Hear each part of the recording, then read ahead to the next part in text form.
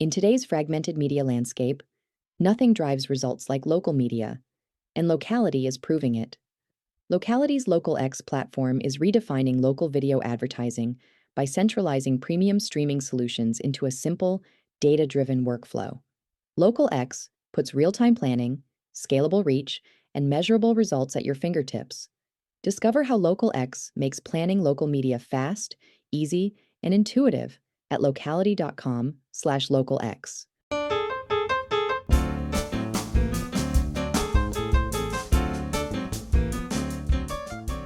Happy Halloween! Grab some candy corn and put on your Michael Myers mask for this very spooky conversation with Blumhouse CMO Karen Barragan. Listen to hear her dissect the do's and don'ts of Halloween marketing and why brands are finding scary success targeting horror fans. This is Ad Age's Marketer's Brief, our weekly discussion of marketing news and trends that have the industry buzzing. I'm your horrific host, Parker Heron. If you're a fan of scary movies, you likely know the name Blumhouse.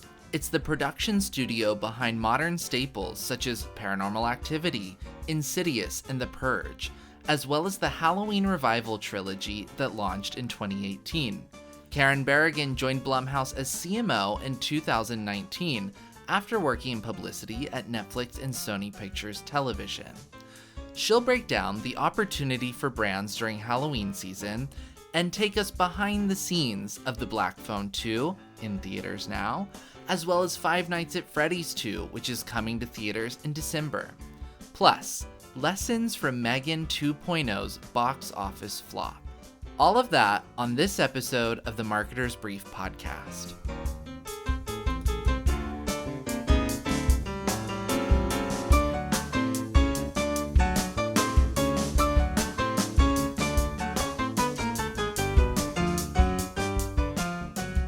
Hi, Karen. Welcome to this very spooky episode of the Marketer's Brief podcast. Hi, it's nice to see you. How are you? I'm doing fabulously. It's such a pleasure to have you. Thank you. Thank you for having me. Of course, as mentioned in the intro, Karen Barragan is the CMO of Blumhouse, the production studio behind some of today's biggest horror franchises. We'll gab a little bit about things like The Black Phone 2, which is in theaters right now, and Five Nights at Freddy's 2, which is coming in December. But first, I want to talk a little bit about Halloween. My favorite time of year, a magical time of year, of course. I imagine there are spooky vibes floating around the Blumhouse office all year. So I wonder, what opportunities does Halloween provide you as a horror studio CMO, as well as the Blumhouse brand, bigger picture? Yeah, it's interesting. I think that horror fans really understand that like Halloween is like a nice season, but we're watching horror movies year round.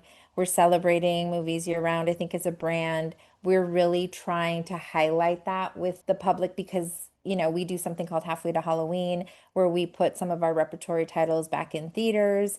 And, it's really like a 365 holiday for most horror fans.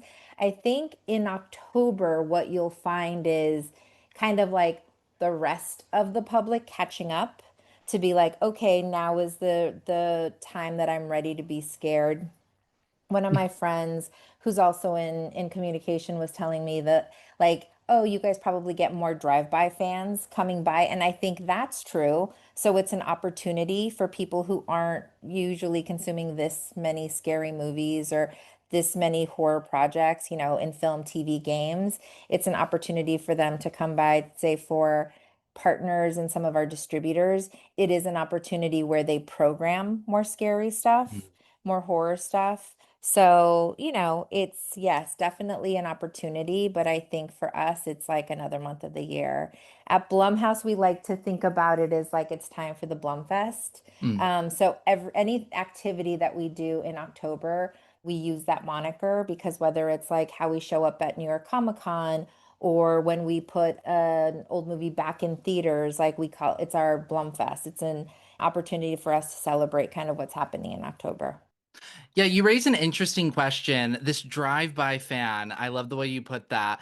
Of course, that is Halloween for you, but I imagine a lot of brands have their own version of that. What does a drive-by fan mean for Blumhouse? Is there still like value to the brand? Oh, totally. I say that and there's no judgment on the person who just comes by like in this month, right? But it's someone who's probably like maybe they're catching up on titles. Like before we even started the conversation, you were like, "Oh, I caught up on this movie. I watched the Black Phone, the first Black Phone over the weekend. Maybe it was in preparation for this conversation, but like I find myself as I'm scrolling through Amazon or Netflix, there's way more horror titles that are available. So I think just opportunistically, people are like, I'm ready to be scared in this season. Maybe it's like what we were talking about before we started this, like the change in the weather, or you're just like you're getting ready for Halloween, like you need an inspiration for a costume. Like all of those things kind of hit.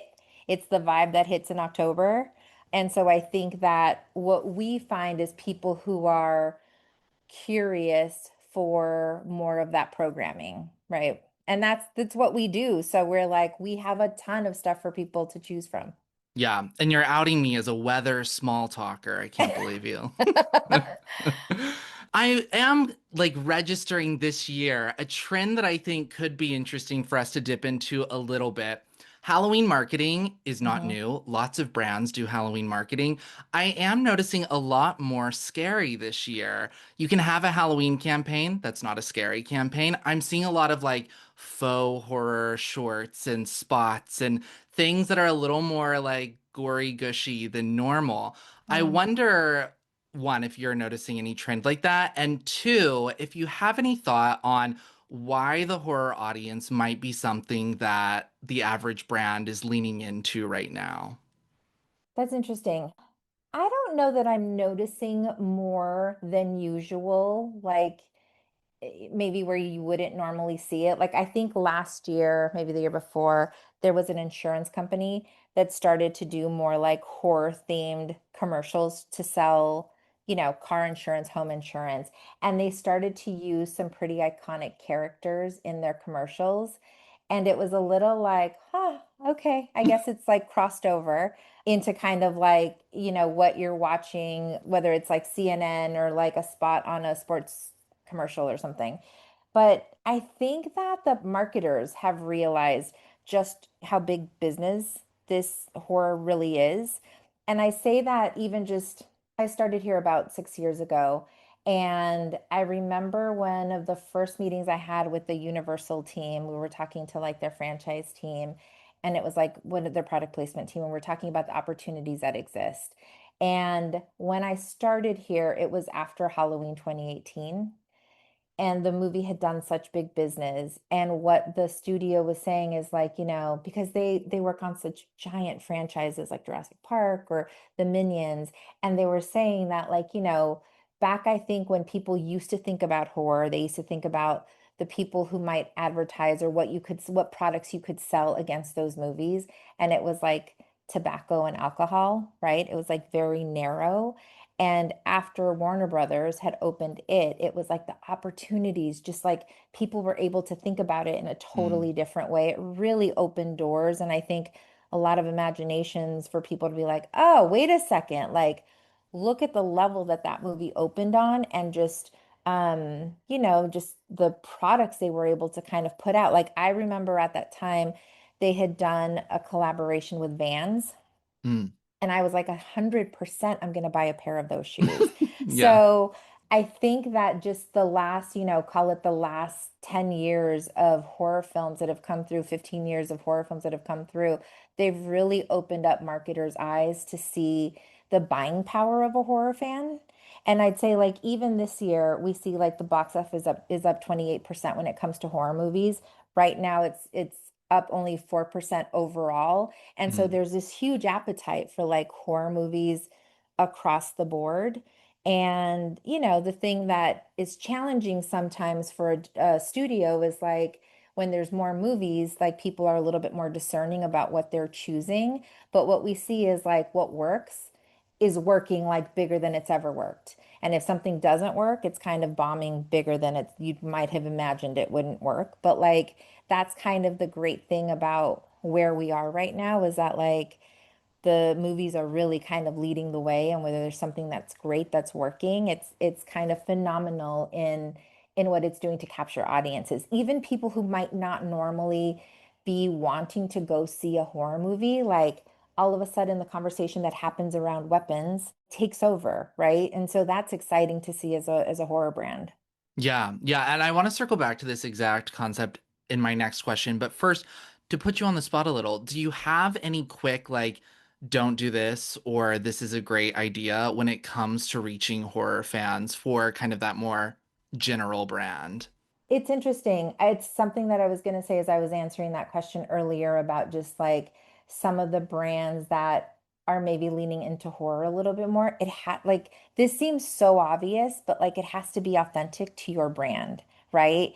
If you, and I think that's what worked in the commercials I had seen a couple of years ago, where they're turning a situation that may be seem kind of everyday and they turn it into something horrific and they partner it with an iconic character that people love from horror movies. Like it was very organic to the story and it kind of worked for what they were doing.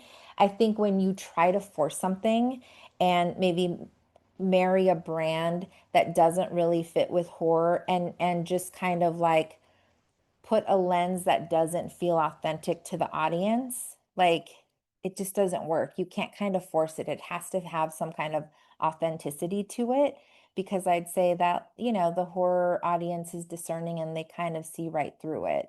Yeah, exactly. So to circle back to what I was saying, to what you were saying a moment ago, with this kind of feeling that movie, the box office, the Hollywood industry seems even more make or break than it ever has at the moment, even more volatile. It seems like a crazy task marketing a movie right now. As you mentioned, Blumhouse is in an interesting position where you also have some amazing partners and heavy hitters in those tasks, Hmm. like Universal for a lot of these projects. But kind of big picture, I'm wondering, what do you see is hitting and not working so well when it comes to marketing movies when you're dealing with the same kind of audience fragmentation that all marketers are dealing with, but then you're also up against streaming, social media, a million things you can do at home instead of going to the movies. Yeah. What seems to be hitting? So it's like Universal, we have a first look with Universal, and they are tremendous partners. Like they definitely take on the heavy lift when it comes to marketing our films, but they're super collaborative with us and are very good at just acknowledging that like we bring in a horror audience on our own just because of the name recognition around Blumhouse.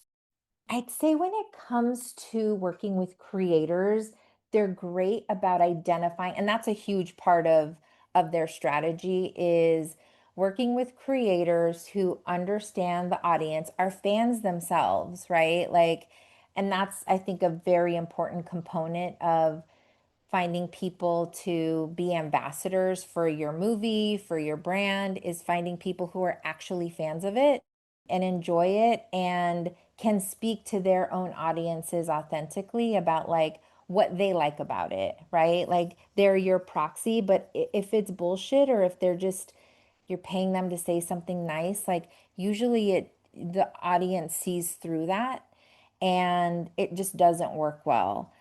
I'd say that also what's great, we had a movie in 2024, we merged with a company called Atomic Monster. It's owned and run by James Wan, the director, who's a brilliant director. And they had a movie called The Monkey in February. And Neon distributed that movie. And Neon did a really great stunt where they interviewed morticians about some of the best death scenes in that movie. And so it was like an expert in the field who had nothing to do with the movie, but was just like watching clips of some of the death scenes and kind of giving their own assessment of like how likely or unlikely or what they had seen before. And it was just such a brilliant kind of marriage of like idea and a way to kind of get somebody who's an expert to talk about the film. And it's that kind of combination that you put together that like kind of creates that magic for the audience when they're looking at clips online, when they're seeing pieces online that they're like, "Wait, what is this?" And it kind of like those things took on a life of their own. And I think that's when you really find magic or lightning in a bottle.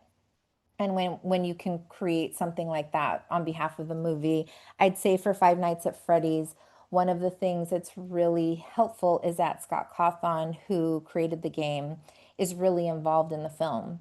And so he understands the audience better than anybody at Blumhouse or at Universal. And he's great about kind of, leaning into the lore, putting that lore into the films, making sure that it's getting teased appropriately or not too much. Like he knows kind of when to pull back. And I'd say that's super helpful when you have such a strong fan base like Freddy's does, is to find somebody who understands that audience and kind of knows like when to push and pull and helps guide a campaign that way. Yeah, yeah. I imagine that mortician, looking at the monkey scenes, probably was shocked to see a lot of things. I don't know. Yes. Not Did a you lot of did the you see that movie? To be honest, it's one of my favorites of the year. I Okay. also loved Weapons, Yes. but I'm somebody who likes something a little over the top and Yes. crazy. Yes. Well, So, the monkey was definitely that. It was a fun movie. It was a really fun movie. yes, yes, lots of gore and guts, which is up my alley. Still to come, inside the rollout strategy for the Black Phone 2 and Five Nights at Freddy's 2. Plus, lessons from Megan 2.0's underperformance at the box office. That's next on the Marketer's Brief podcast.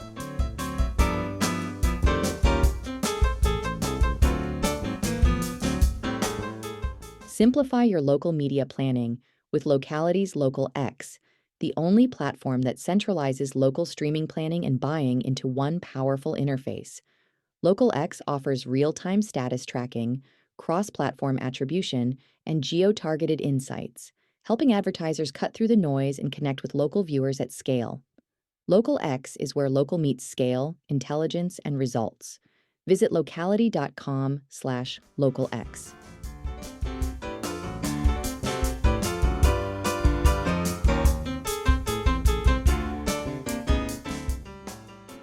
I want to chat specifically about the two titles y'all have Hmm. in this fall winter season. As you mentioned, Black Phone 2 is out now, and Five Nights at Freddy's 2 comes out December 5th. These are both based on existing IP, although kind of at different scales. One, The Black Phone is a Joe Hill short story, and Five Nights at Freddy's, as you mentioned, is a kind of hugely successful, like Gen Z video game franchise. Hmm. I am a little older than I feel like the audience for that was. So the first movie, when that became such a huge success, I was like, what is this? This is crazy. And then there was like an incredibly complex mythology behind all of this. So now you had these two very successful movies, one from Hmm. 22, one from 23. You have sequels coming out for them. That's got to be scary. Tell me about what you do to tackle a follow-up to something beloved and very successful for your company. Yeah, totally. It's definitely not one size fits all, right? So I'd say that for Black Phone, for the first movie, I remember reading the short story and watching the first movie and just kind of being in awe of what Scott Derrickson had done because I was like, wow, it was from a short to Mhm. what they developed and created. That movie was so scary. And I think that the campaign that Universal had put together, like perfectly suited it. I think they made that iconic mask kind of a center point of their campaign. And it kind of just immediately introduce the viewer to what they were going to be in store for. I think there's nothing scarier than kind of the idea that your children can be in peril, or I'm Gen X, so like as we were growing up, that idea of like kids who are kidnapped or the real dangers that exist in the world. So that to me like was a perfect marriage of campaign and movie and execution on both sides. And when it came to the second movie, it was a great pivot that they made in this movie. And I think fans will really enjoy it. We were talking about this a little bit earlier, but like, you were saying the materials in the trailer are great. And my response is like, the craziest moments from the movie aren't even in the trailer, which I really appreciate. And I think fans will too. So to me, that was like you have just such an opportunity because the world's gotten bigger. That's a great thing for the marketing team, I think, at Universal, and something they've really had fun kind of exploring. As it is for Freddy's, it's tricky, to your point, it's tricky to sometimes market to somebody that has like an existing fan base. And what you want to do is make sure that in the endeavor you're not alienating them. And I think what's helpful for us is just having Scott kind of in the driver's seat, helping to make sure that we're avoiding any of those pitfalls. Yeah, I would be curious to know, if I may, any lessons you took away from another sequel that came out this year, Megan 2. As mentioned, that was a Yeah. Universal distributed film. So Mm-hmm. I'm not necessarily asking you to comment on the marketing campaign as it was, Yeah. but I would love to know what lesson you took away from that film, which, again, like these other two we're mentioning, is the follow up to a crazy success for Blumhouse. The first movie went viral and really popped off. And then the sequel that came out earlier this year underperformed. Didn't. It didn't. No, I get it. It's a great question. I mean, this is something that we have thought about and we talk about all the time. All of the lessons from Megan come up so often, even as we were talking about Black Phone and the performance. I think we all have a little bit of like shell shock from Megan that you don't want to make the same, maybe missteps that we made on that campaign. Jason has talked about this pretty publicly and has talked about probably like the premiere date was not something like the first movie came out in January. I think when the first movie came out, it was kind of a really great discovery for horror audiences. And that there's something I think kind of unique about that January corridor that you can have as a horror studio when people are kind of done with the holidays. You've gone through October, you've gone through that holiday season, and you kind of are like clean palette, you're ready for like something new. And this was like at the time, it was a great, refreshing kind of discovery. There was also what's interesting is a little bit of a genre switch in it. And we talked about this before the movie even came out when we had submitted the script that it wasn't as scary as the first movie. And, I think that what the feedback that I get from a lot of audiences after they watch Megan 2 is that they really love the movie, right? That it's kind of hard for people to reconcile why it didn't do as well and why it was criticized so much when they really enjoyed it. And I think that's because, people who wanted to see a horror movie were a little like, this felt like more action and or Mhm. more comedy, like they weren't quite ready for that. And, as a brand, that's one of the things that we talk about all the time is like, we may have a character that's ready to expand their world, but it's got to be in the framework of horror. People know us for doing horror movies. And I think that was one of the things that hindsight's 2020 and looking back at it, it's like we just didn't have enough support from outside of horror fans to kind of really understand like what this movie was. And, I could go on and on, but I'd say those are probably the two biggest things that we talk about. Follow up on that. I wonder, I mean, Blumhouse has created non-horror films before. I Hmm. don't know if people think of them necessarily as like air quotes Blumhouse movies. So do you think that Blumhouse can make non-horror movies, or is that stretching the brand that we were talking about earlier a little too far with the audience? That's a good question. We do make non-horror movies, so we're Mm-hmm. able to do that. Like we did Whiplash, Mm-hmm. we've done the Black Klansman, like, and I think it's just you have to certainly market them in a certain way. And I think there's sometimes where the Blumhouse names, it just evokes something for fans, right? Like you see the logo and it's a shorthand of like, oh, I'm going to be scared in this movie, or I know like what bucket as a consumer you kind of have a little bit of a, oh, I know what bucket that movie should go in. And so I'd say sometimes there are films that are not in the horror bucket where we definitely like pull back a little bit from like being front and center that it's Blumhouse. It doesn't mean that we can't do that genre. It's just I think when you start out in the squarely in the horror bucket with something like Megan Mm-hmm. and then try to pivot too much, again, with all of those other circumstances around it. There's a lot of pressure with something in the summer that, you kind of you're stacking against the deck against yourself. Yeah, absolutely. Well, thank you so much, Karen. I really am so happy we got to have this conversation, and Thank happy you. Halloween. Thank you. Happy Halloween.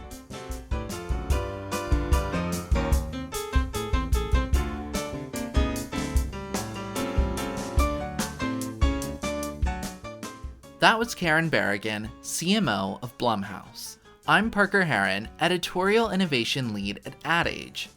I'd like to thank producer Lauren Ciardio, and many thanks to you for listening. If you like what you heard, please subscribe to Ad Age's Marketer's Brief so you never miss an episode. We'll see you next week. Happy Halloween. Ooh.